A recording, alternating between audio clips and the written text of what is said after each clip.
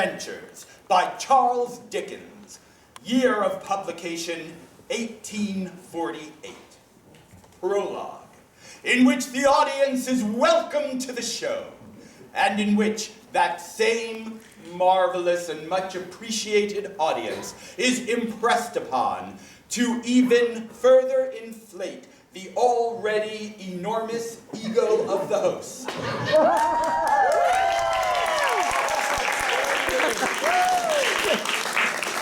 By offering him yet a third, completely unwarranted, yet excessively raucous round of applause!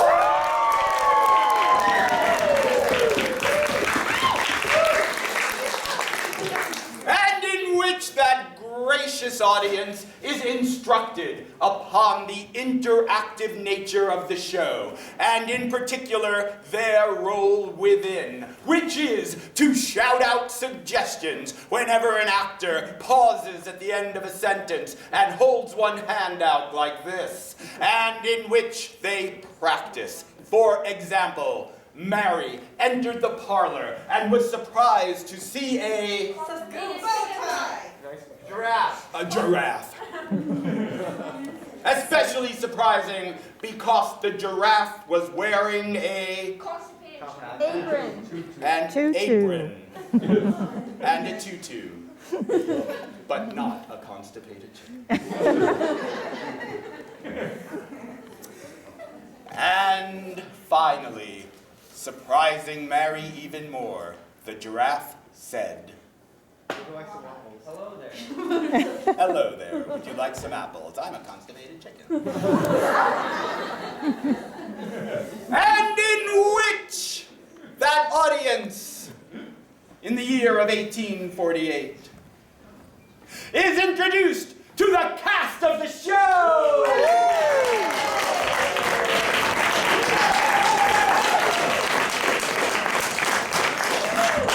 And special attention is paid to the hero of tonight's tale, whose first name is Gregorian, and whose surname is Sanchez. However, we do not meet Gregorian Sanchez in the full bloom of maturity. Rather, Gregorian Sanchez enters our tale in the seeds of infancy. Aww.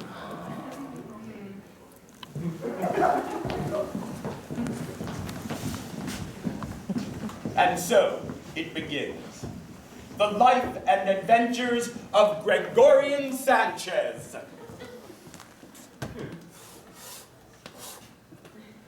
Chapter 1. In which the audience is introduced to 3 people that are discussing the topic of whales.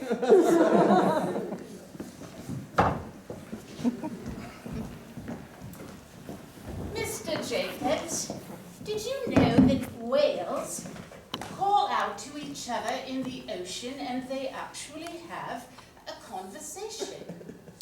Is that so? Yes. Here at the museum, I'm always learning new things every day. Well, oblige me, if you will, because I should very much like to give you a whale song. And if you could interpret it for me, it would be most helpful, because I did hear that in the wild, and I was confused by what it might have been saying.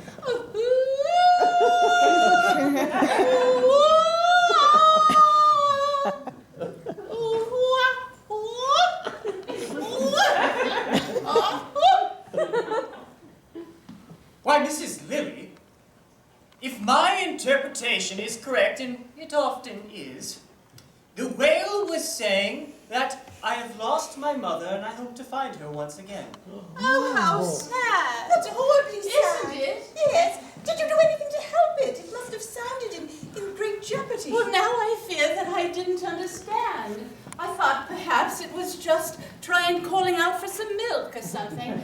But dear one was lost. Oh, dear. And then I did hear another sound from a different whale. And perhaps now it all makes sense. Do interpret this one for me. Ah, yes.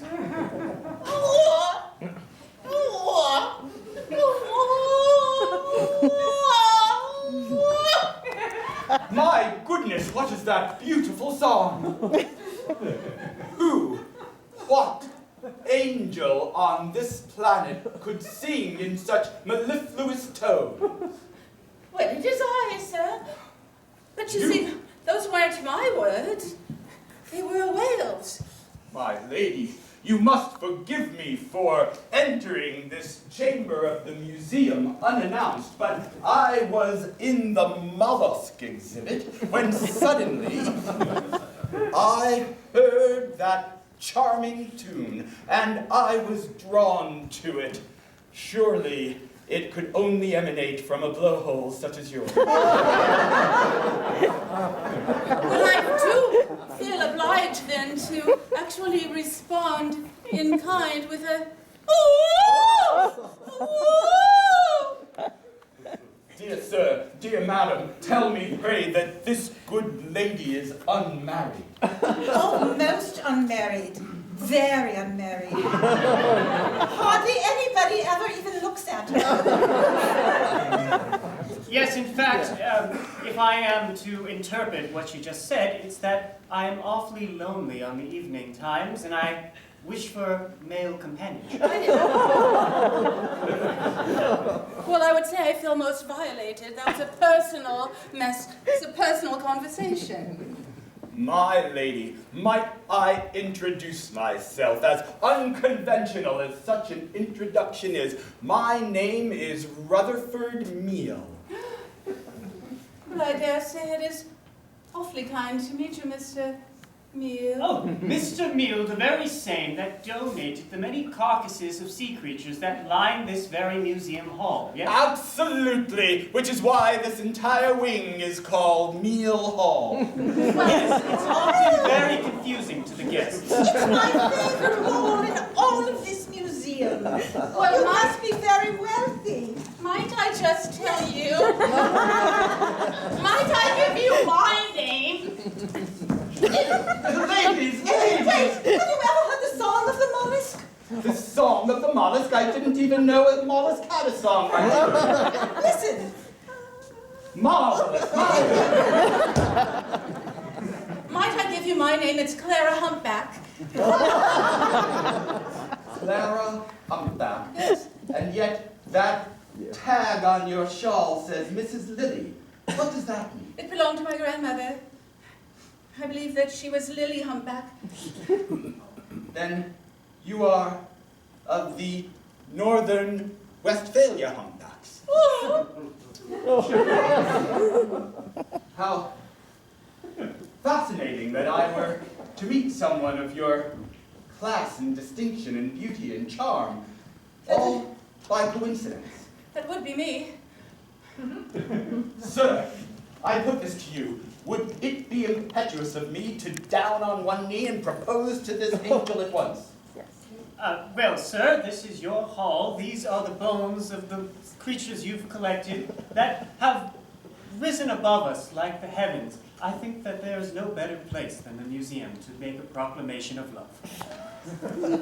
Madam, in my many years at sea, during which I have conquered the elements and conquered those whales, never have I ever had a lope in my heart. Do you know what a lope is? Well, I believe that it is something to do with a whale's tail. Yes, that's right. It is the small lump of fat at the base. You don't want that, don't you?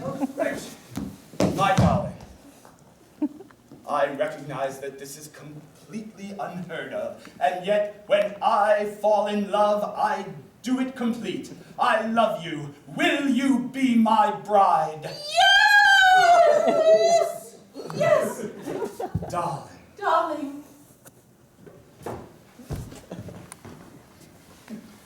Chapter 2.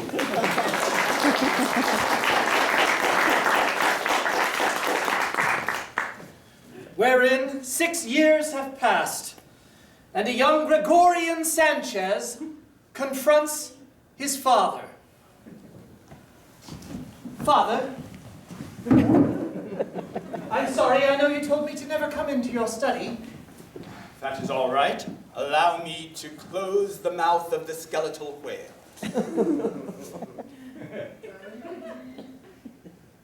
Ah, how it reminds me of your mother.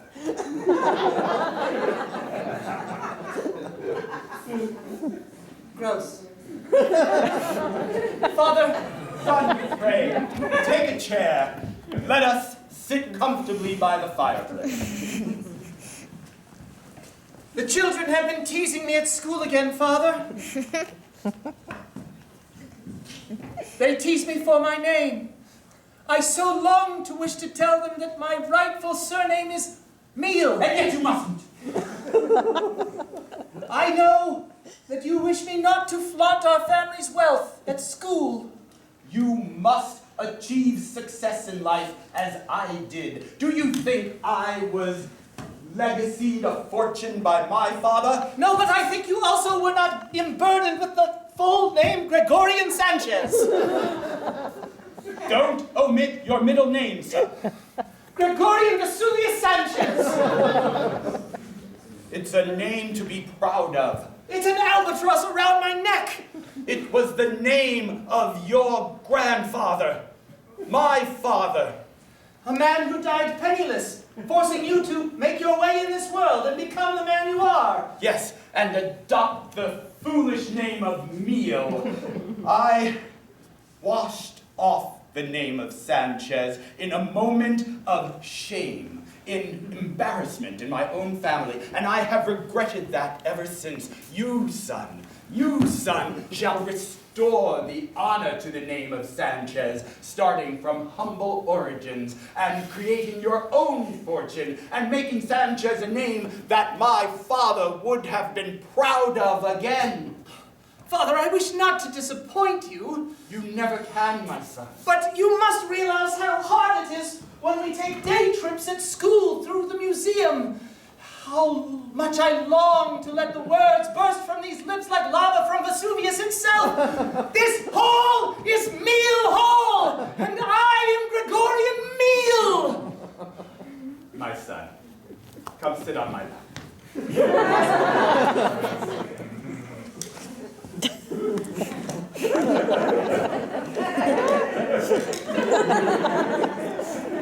Now, Gregorian. You are there, let it out.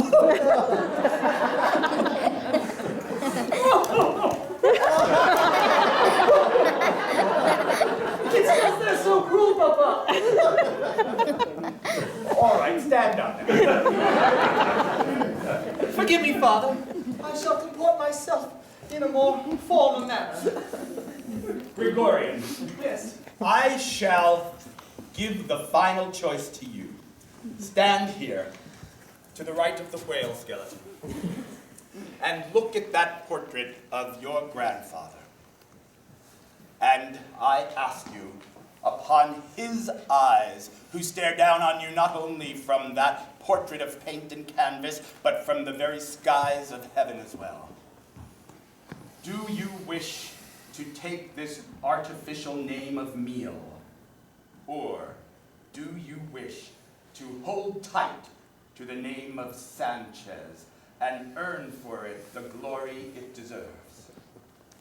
Papa, if it will make you proud of me, I shall be Gregorian Vesuvius Sanchez, and I shall grow to be the world's most foremost marine biologist.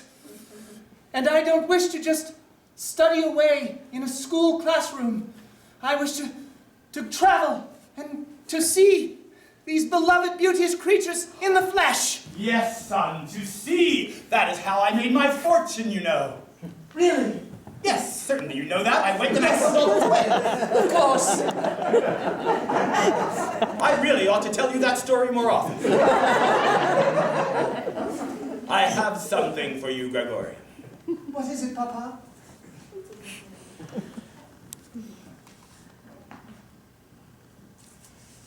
This telescope. This telescope was given to me by my father when I told him my intentions to turn my career towards the sea. I think it's It's broken, you're tiny. Yes. It's magnificent, Papa. I shall always treasure it and guard it with my life. Gregorian, you shall always have my love, no matter how far you travel, no matter how many dangers you face. That telescope shall be a symbol of my love, and as long as it is by your side, I shall be with you wherever you wander in this wide, rude world. Thank you, Papa. Come sit on my lap again.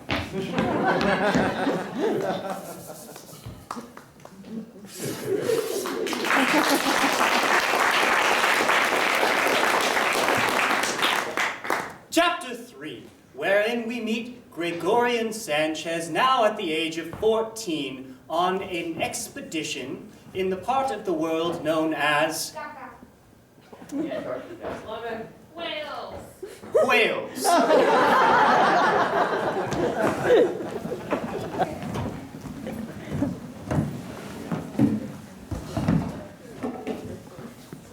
I'm so glad that you came here. Oh, yes, Meredith. I must confess I had suspected that I would find more whales here. Well, there aren't many whales in Cardiff, you see. We tend to have smaller fish here. Oh, carp sighting! I've spotted a carp! Where? But there's a goldfish right there, too. Isn't this fantastic, chaps? Fascinating. You know, they say that a goldfish will only grow to the size of the pond that it's in. Meredith, Yes, I wish for there to be no pond too small to hold me, for I wish to grow and excel in everything I put my heart to. well, I don't think you've come to the right place for that. But if I hadn't come here, well, then I never would have met you. And I'm most grateful to have met you. I'm most grateful, too. I'm glad that you're staying with my family here. As am I. They are so nice to take me in. Papa says you are so good at looking at the water. Well, I come by it naturally. My father was a seafaring man. It was he who gave me this telescope. Oi, do you see that school of whales over there? Ah, yes, I do. By Jove, there actually are whales in Wales. They'll get closer if you throw some popcorn. Go! Gregorian, you must see the whales now. I shall. Would you take me out on your boat, good sir? Of course. Ah, yes. Here, jump aboard. You up there, young man. I'll be the lookout. Me pirate lady! Oh There! dear. Avast!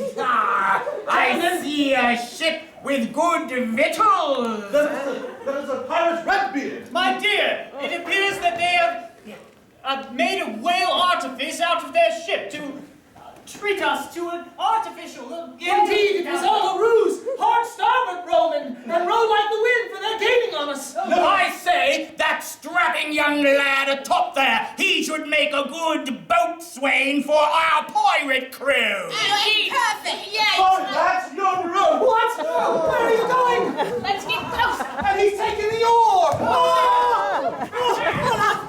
Unhappy me.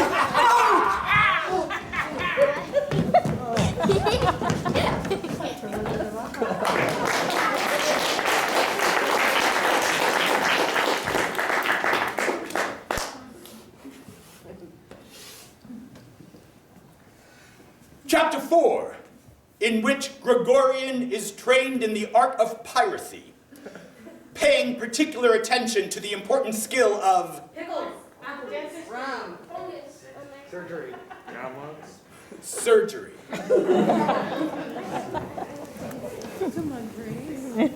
That's it. We need you to lie down on this here table, you see? Me? You lie down, we'll show you about the surgeons.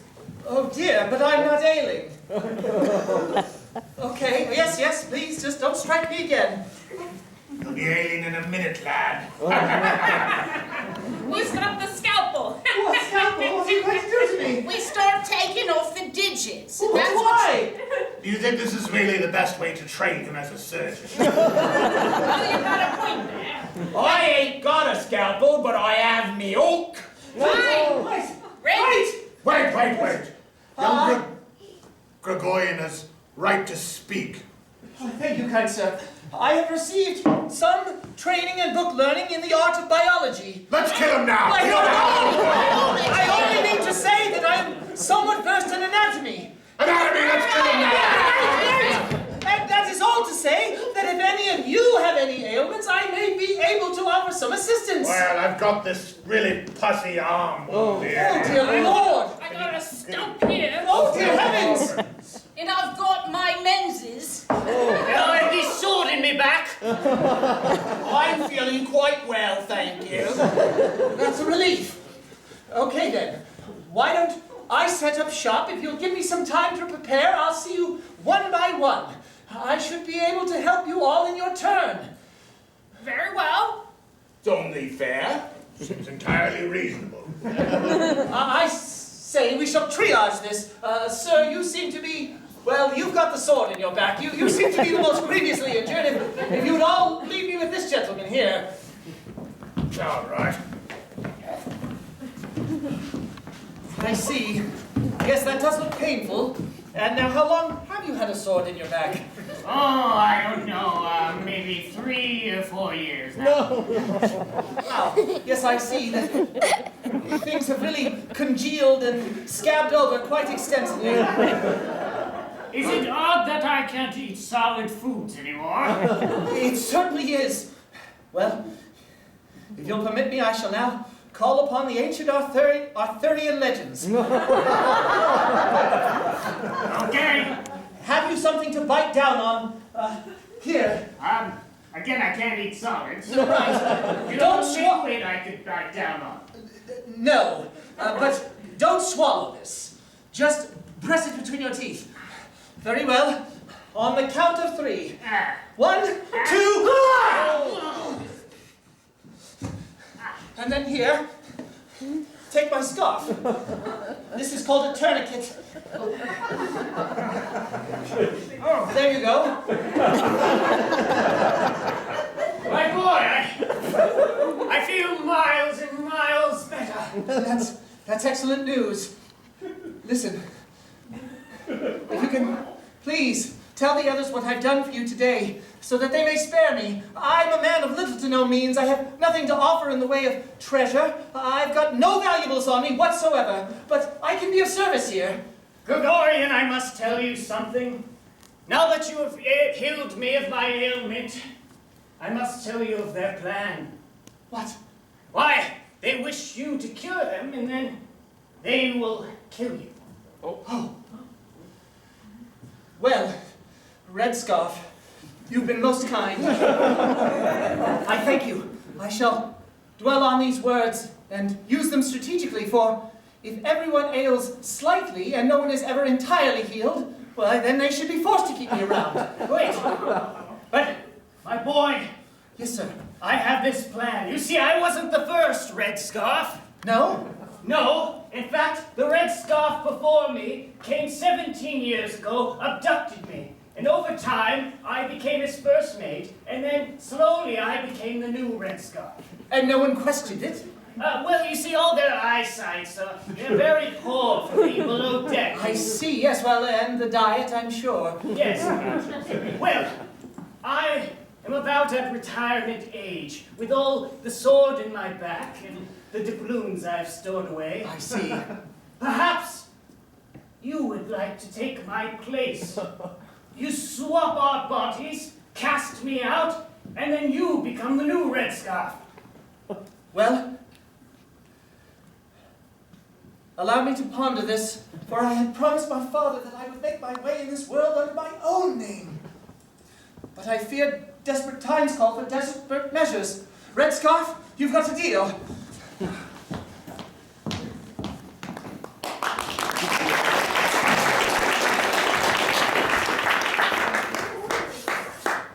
Chapter 5, wherein we see Meredith from